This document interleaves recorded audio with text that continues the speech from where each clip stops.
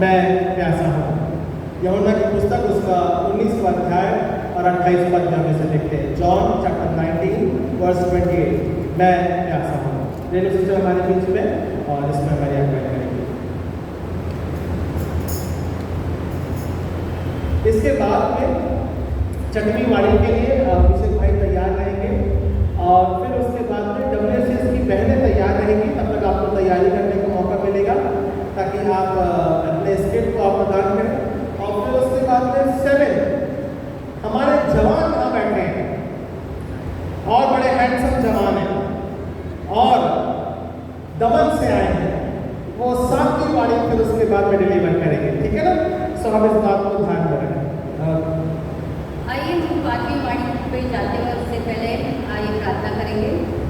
धन्यवाद धन्यवाद धन्यवाद यदि पिता परमेश्वर, आज जब हम अपने गुड फ्राइडे को पिता परमेश्वर यहाँ पे मनाते हैं, वाणी को सुनते हैं पिता परमेश्वर, जब इस दौरान जब उपवास हमने किया, हम जानते हैं पिता परमेश्वर ने हमारी सब बातों को जाना है, हमारे मनों को परखा है। जब आज हम यहाँ पे हैं, वाणी के द्वारा पिता परमेश्वर आपकी स्तुति महिमा करते हैं, तो उन्हें दीजिए पिता परमेश्वर, आपके पवित्र आत्मा का साया हम पे बना रहे, हमें उसे समझने में और उसको जानने में सहायता मिले। सब कुछ आपके प्यारे बेटे यीशु मसीह के नाम से मांगते सुनिए प्रार्थना। आइए हम 5वीं वाणी जो कि यूहन्ना रचित सुसमाचार उसकी 19वां अध्याय उसकी 28वां पद हम देखेंगे। इसके बाद यीशु ने यह जानकर कि सब कुछ हो चुका, इसलिए कि पवित्र शास्त्र की बात पूरी हो, कहा, मैं प्यासा हूँ। हम इस वाणी में परमेश्वर की उस इंटेंसिव जो सफरिंग थी या उसकी पीड़ा थी, उसको हम देखते हैं। ये वाणी उस पवित्र शास्त्र की भविष्यवाणी को भी पूरी करती है, जहाँ पर भजन संहिता 69 उसकी 21वें आयत में लिखा है, और लोगों ने मेरे खाने के लिए इंद्रियान और मेरी प्यास बुझाने के लिए मुझे सिरका पिलाया। हम यहाँ देखते हैं कि उसकी जो प्यास थी उसके बारे में भजन संहिता की पुस्तक में पहले से भविष्यवाणी की गई थी और उसको हम यहाँ पे पूरा होते हुए देखते हैं। परमेश्वर जब इस वचन को कह रहा था तो उसने पहली जो उसमें जो वाक्य उसमें ऐसा लिखा है, इसके बाद यीशु ने यह जानकर कि अब सब कुछ हो चुका है। ये जानकर कि सब कुछ हो चुका है, इसके बारे में उसने अपने इस क्रूस पे जाने से पहले मूसा और एलिया के साथ में उसकी चर्चा की थी। जब जैसे एक रंगमंच पे एक स्किट किया जाता है और जो उसके बारे में पहले से लिखा जाता है और उसके बाद में उसको दर्शाया जाता है, उसी तरीके से वो एलिया और मूसा के साथ में अपने क्रूस पे चढ़ाए जाने के बारे में वो चर्चा कर रहा है। हम बाइबल में से कुछ अध्याय पढ़ेंगे जहाँ पे वो एलिया और मूसा के साथ में बात करता है। लूका की पुस्तक उसका 9वां अध्याय 29, 30 और 31 में वो कहता है, जब वह प्रार्थना कर ही रहा था तो उसके चेहरे का रूप बदल गया और उसका वस्त्र श्वेत होकर चमकने लगा, और देखो मूसा और एलिया ये दो पुरुष उसके साथ बातें कर रहे थे। ये महिमा सहित दिखाई दिए और उसके मरने की चर्चा कर रहे थे जो यरूशलेम में होने वाला था। तो आप जान सकते हैं कि यहाँ पे यीशु मसीह पहले से ही जानता था कि उसके ऊपर या उसके साथ या उसे किस यातना से गुजरना पड़ेगा, और उसकी चर्चा वो एलिया और मूसा के साथ में कर रहा है। ये बात हमें बताते हैं कि उसकी क्रूस की मृत्यु कैसी होगी। अब वहाँ पर हम आगे जाते हैं और देखते हैं मैं प्यासा हूँ, जो हमारा 5वीं वाणी का मुख्य वाक्यांश है, जहाँ पे लिखा है मैं प्यासा हूँ। यही चीज़ अगर हम इंग्लिश में देखें तो वहाँ 2 तरीके से कैरी किया गया है, आई एम थर्स्टी या आई थर्स्ट।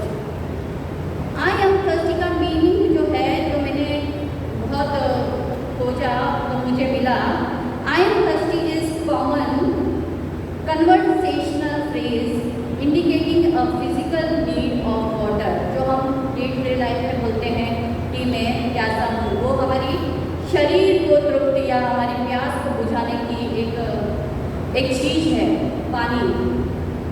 और दूसरी जहाँ पे आई थर्स्ट का मीनिंग जो कैरी होता है वो है एक पोइटिक और archaic expression often used for intense physical suffering और profound metaphorical longing, most famously spoken by Jesus on the cross to signify humanity and fulfillment of prophecy. Jesus के द्वारा कहा गया ये वाक्यांश मैं प्यासा हूँ उस इंटेंसिव सफरिंग को बताता है। लॉन्गिंग किसी चीज़ की बहुत ही ज़्यादा तीव्रता से इच्छा रखना। स्ट्रॉन्ग परसिस्टेंट डिज़ायर और craving specially for something attainable और डिस्टेंट। कोई चीज़ जो वो बहुत चीज़ को जब हम चाहते हैं तो हम उसको कहते हैं कि मैं बहुत ही उसके लिए बहुत डेस्परेट हूँ या बहुत ज़्यादा इच्छा रखता हूँ। तो ये चीज़ जो है आई थर्स्ट उसके बारे में हमें ये मीनिंग देती है कि हम समझें कि ये यीशु मसीह के द्वारा कहे गए वाक्यांश थे। अब हम देखते हैं कि ये मैं प्यासा हूँ या मैं आई एम थर्स्टी, इसके बारे में हम देखेंगे तो हम जब देखते हैं यीशु मसीह को जो उसकी सफरिंग की, उसे पहले हन्ना के पास भेजा गया, फिर उसके वो पिलातुस के पास में भेजा गया, फिर उसको कैसर के पास भेजा गया, फिर पिलातुस के पास में भेजा गया और उसके बाद में पिलातुस ने लोगों के पास में उसे छोड़ दिया कि तुम उसको क्रूस पे चढ़ाओ, लेकिन चढ़ाने से पहले उसे कोड़े मारे गए और हर एक कोड़े के साथ उसकी स्किन जो थी वो चमड़ी थी वो उधड़ जाती थी और उसमें से खून रिसता था। और उस खून के रिसने से हमें अगर हम देखते हैं कि हम कड़ी मेहनत करते हैं या खेतों में जाके कभी देखा हुआ किसान को किस तरीके से वो प्यास के लिए तड़पता है और वो ठंडे पानी को पीने की कोशिश करता है, वो उसकी शारीरिक प्यास की जो उसको बुझाता है। यहाँ पे भजन संहिता की पुस्तक उसका 22वां अध्याय और 15वीं आयत में ऐसा लिखा है, मेरा मन टूट गया, मैं ठिकरा हो गया और मेरी जीभ मेरे तालू से चिपक गई और तू मुझे मार कर मिट्टी में मिला देता है, क्योंकि कुत्तों ने मुझे घेर लिया है, गर्मियों की मंडली मेरी चारों ओर मुझे घेरे हुए है और वह मेरे हाथ और मेरे पैर छेदते हैं। मैं अपनी सब हड्डियाँ गिन सकता हूँ, वे मुझे देखते और निहारते हैं और वे मेरे वस्त्र आपस में बांटते और मेरे पहरावे पर चिट्ठी डालते हैं। यहाँ पे मैं अब अपनी हड्डियाँ गिन सकता हूँ, तो आप समझ सकते हैं कि उसकी स्थिति कैसी रही होगी। हम मरकुस उसकी 15वां अध्याय उसके 15 से वचन से लेकर आगे तक हम उसकी सफरिंग के बारे में पढ़ते हैं, लेकिन भजन संहिता इस बात को और भी गंभीरता से बोलता है कि मैं अपनी हड्डियाँ गिन सकता हूँ, वह मुझे देखते और निहारते हैं। और जब यीशु मसीह उस स्थिति में है तो वो शारीरिक रूप से भी प्यासा है। जब उसका खून बहुत बह चुका है तो वो क्या है, अपनी शारीरिक नीड को पूरी करने के लिए वो बोलता है मैं प्यासा हूँ। लेकिन उस प्यास से ज़्यादा अगर मैं कहूँ आई थर्स्ट का जो वचन कैरी करता है वो कहता है मैं प्यासा हूँ, उसकी इस प्यास के अलावा भी प्यास है जो उस शारीरिक प्यास से भी ज़्यादा बढ़कर है। यहाँ पे वो प्यास क्या है, जब वो इस संसार में आया एक अद्भुत रीति से वो पैदा हुआ और वो इस संसार में कुछ उद्देश्य से आया था। वो उद्देश्य क्या थे, वो चाहता था कि हम क्या है, हम जो मनुष्य जीवन है बचाया जाए। लेकिन जब उसने देखा कि उसकी मिनिस्ट्री जो सेवकाई थी, जो अब वो उसका सांसारिक जीवन है वो क्या होने वाला था, कुछ ही क्षण का था, वो अपने पिता से मिलने वाला था, तो वो अपने पिता के लिए भी प्यासा था। वो प्यासा है जो उसकी संगति, जब वो पिता के साथ संगति करता है, जहाँ पे हम यमुना एक उसका पहले आदि में परमेश्वर था, और वो जो संगति वो जब वो पृथ्वी पर आया एक आज्ञाकारी बेटे के रूप में वो इस दुनिया में आया, उसने वो सब कुछ सहा जो उसके पिता और हम मनुष्य जाति के लिए क्या था, उत्तम था।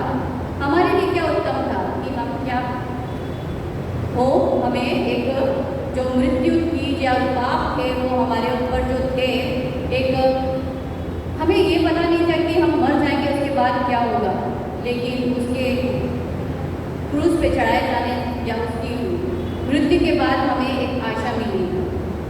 लेकिन वो अपने प्यारे पिता के पास में भी जाना चाहता है, क्योंकि वो अब क्या है, अपने उस पूरे जो उसके उद्देश्य को था वो पूरा कर चुका। क्योंकि पिता भी क्या है, जब उसने शारीरिक अपने आप में जो वेदना सही थी, तो उसने ये भी जाहिर किया कि वो एक परमेश्वर है लेकिन मनुष्य भी है।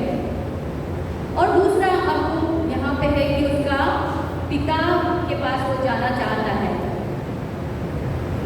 हम वचन संहिता 63 उसका पहला वचन पढ़ेंगे। हे परमेश्वर, तू मेरा ईश्वर है, मैं तुझे यत्न से ढूंढूंगा। सूखी और निर्जन धूसर भूमि पर मेरा मन तेरा प्यासा है, मेरा शरीर तेरा अति अभिलाषी है। मैं मुंह खोलकर हाँफने लगा, क्योंकि मैं तेरी आज्ञाओं का प्यासा हूँ। जीवते ईश्वर परमेश्वर का मैं प्यासा हूँ।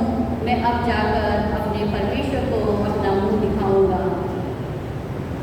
हिब्रू भाषा में अगर हम प्यास देखें तो वहाँ पे उसका जो अनुवाद होता है एनाइज्म, मीन्स वो प्यासा है। नहीं, हम अपने पिता के पास जाने के लिए वो प्यासा है कि वो अपनी संगति में, जहाँ पे वो हमारे लिए वो ना केवल पिता से मिलेगा परंतु हमारे लिए भी हम ये उत्तम रहेगा। अगर वो ना जाएगा तो हमारे पास क्या नहीं आएगा, एक सहायक। जो उसने कहा कि मैं तुम्हारे लिए, मैं पिता के पास जाता हूँ और तुम्हारे लिए एक सहायक भेजता हूँ, तो उसका वहाँ जाना अवश्य था। उस पिता के साथ में जो बोलते हैं हम त्रिएकत्व परमेश्वर, जहाँ पे परमेश्वर प्रभु यीशु मसीह और पवित्र आत्मा, जहाँ पे वो जाकर वहाँ पे हमारे लिए स्थान तैयार करने की एक योजना जो जिसके तहत वो आया था उसे पूरी करना चाहता है। तीसरी प्यास जो है वो हमारे लिए और आपके लिए, जब वो पृथ्वी पर था उसने कई बार कहा कि मन फिराओ, और कई जगहों पे उसने, जैसे पुराने नियम में परमेश्वर ने हमें बलि या बलिदान के रूप में पापों की क्षमा दी थी, लेकिन उसने अपना लहू बहाकर हमें क्या उस पाप से छुड़ाया। आज वो हमें कहता है कि केवल यहूदियों के लिए नहीं, अन्य जातियों के लिए भी क्या है, एक उद्धार का मार्ग खोल दिया गया है। किसके द्वारा? प्रभु यीशु मसीह के द्वारा, क्योंकि वो इस दुनिया में आया, उसने वो सब कुछ सहा, और आज हम देखते हैं कि उसके मृत्यु के बाद एक आशा है हमारे सामने। वो आशा रखी गई है कि हम उस अनंत जीवन को प्राप्त करें, और वो अनंत जीवन प्राप्त करने के लिए हमें क्या करना जरूरी है, उस पर विश्वास करना बहुत जरूरी है। यमुना की पुस्तक उसका 3रा अध्याय उसका 14 और 15वां वचन में ऐसा लिखा है, जिस रीति से मूसा ने जंगल में सांप को ऊंचे पर चढ़ाया, उसी रीति से अवश्य है कि मनुष्य का पुत्र भी ऊपर चढ़ाया जाए, ताकि जो कोई उसे उस पर विश्वास करे उसमें अनंत जीवन पाए। और यदि दूसरा एक और पद में पढ़ूंगी, यमुना की पुस्तक 12वां अध्याय 31 और 32 में ऐसा लिखा है, और मैं यदि पृथ्वी पर ऊंचे पर चढ़ाया जाऊंगा तो सबको अपने पास खींचूंगा। ऐसा कहकर उसने प्रकट कर दिया कि वह कैसी मृत्यु से मरेगा। अब सवाल यह उठता है कि वो प्यासा है, तो ये प्यास उसने ऐसे वचन क्यों कहे, या ये पवित्र शास्त्र में ये वाणी हमें किन बातों की ओर ले जाती है? वो चाहता है कि परमेश्वर का जो हमारे साथ संबंध टूट गया था, जिस तरीके से आदम और हवा के द्वारा हम उस अनंत जो बगीचा था उससे दूर हो गए थे। जो हमारा शरीर था वो क्या होने लग गया था, अब मृत्यु को प्राप्त करने लगा था। परमेश्वर के साथ हमारा मेल मिलाप कराना जरूरी है। और दूसरी बात, जब यीशु मसीह कहता है मैं प्यासा हूँ, तो आपको लगता है कि वो खुद एक जीवित जल है। जब वो एक जीवित जल है तो वो प्यासा कैसे हो सकता है। लेकिन यहाँ पे हम सामरी स्त्री और उसकी जो वार्तालाप है या उसकी बात जब वो कह रहा है, हम देखते हैं यूहन्ना 4 उसका 13 से 14 वचन में हम सामरी स्त्री से जो उसके वचन थे वो इस प्रकार थे, जो कोई इस जल को पिएगा वह फिर प्यासा होगा, परंतु जो कोई उस जल को पिएगा जो मैं उसे दूंगा वह फिर कभी प्यासा न होगा, वरन जो जल मैं उसे दूंगा वो उसमें जीवन के जल के का एक सोता बन जाएगा, जो अनंत जीवन के लिए बढ़ता रहेगा। परंतु इसके लिए हमें क्या करने की जरूरत है? जब वो जीवन का सोता है और वो हम हमारे लिए प्यासा है, तो हमारे भी कुछ कर्तव्य हैं कि हम उस पर विश्वास करें। यूहन्ना 6:35 में लिखा है, जो कोई मुझ पर विश्वास करेगा वो कभी प्यासा ना होगा।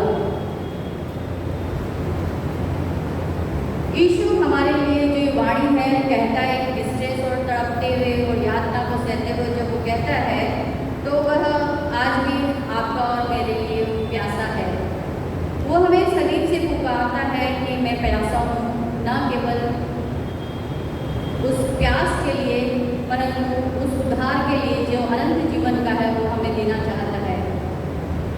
हमें उसकी पुकार को सुनना चाहिए, ना केवल हम खाली गुड फ्राइडे या आते हैं, वचनों को सुनते हैं, वाणी को सुनते हैं, परंतु हमें जब भी हमें मौका मिलता है या हमें अपने पर्सनल निजी बाइबल अध्ययन का समय मिलता है, तो हमें बाइबल को और अच्छी तरह से उसकी गहरी बातों को सीखना है, ताकि हमारे विश्वास क्या हो, मजबूत हो। नहीं तो हम भागते दौड़ते एक अध्याय उठा लिया और हमने पढ़ लिया और हम निकल गए, तो हमें उन इन 7 वाणियों का जो उसने उस सलीब से कही थी उसका कोई औचित्य या कोई महत्व नहीं है। जब तक कि हम उसको ना समझें, उस वचन को पर मनन ना करें, तब तक इनकी जो गंभीरता है या उसकी इंटेंसिटी है वो हम समझ नहीं पाएंगे। इस गुड फ्राइडे को हम ये प्रण लें और ये कोशिश करें कि हम अपने आप को, हमारे मनुष्य जीवन को जांचें या हमारी अंतर जीवन को हम जानें कि हम कहाँ हैं। हम इस भागती दौड़ती दुनिया में थोड़ा सा अल्प विराम लें और अपने वचनों को, और या परमेश्वर, जैसे हम संडे स्कूल में जाते थे तो कंपल्सरी था, बैठना है, सीखना है, लेकिन जैसे ही हम छूट जाते हैं संडे स्कूल से आज़ाद, फिर बहुत सी रिस्पॉन्सिबिलिटीज़, बहुत सी दूसरी चीज़ें, दुनियावी बातों में हम लग जाते हैं। लेकिन ये महत्वपूर्ण है कि हम परमेश्वर को भी समय दें, क्योंकि वो प्यासा है, हर एक आत्मा का प्यासा है, ताकि वो बचाई जाए। धन्यवाद। प्रभु इन वचनों के माध्यम के द्वारा हम सबको आशीष प्रदान करें। ये वचन हमको और आपको प्रभु यीशु मसीह में उस मानवीय रूप के बारे में कराते हैं। जीवन का जल प्रभु यीशु मसीह है और उसकी उत्पीड़ितता जिस प्रकार से मनुष्य जीवन के लिए दी, ताकि उसके क्रूस के बहाने के माध्यम के द्वारा हम सब उद्धार को प्राप्त करने पाए। सो मैं प्यासा हूँ, यहाँ पे हम और आप 5वीं गाड़ी को देखने पाते हैं। हम गीत गाएंगे।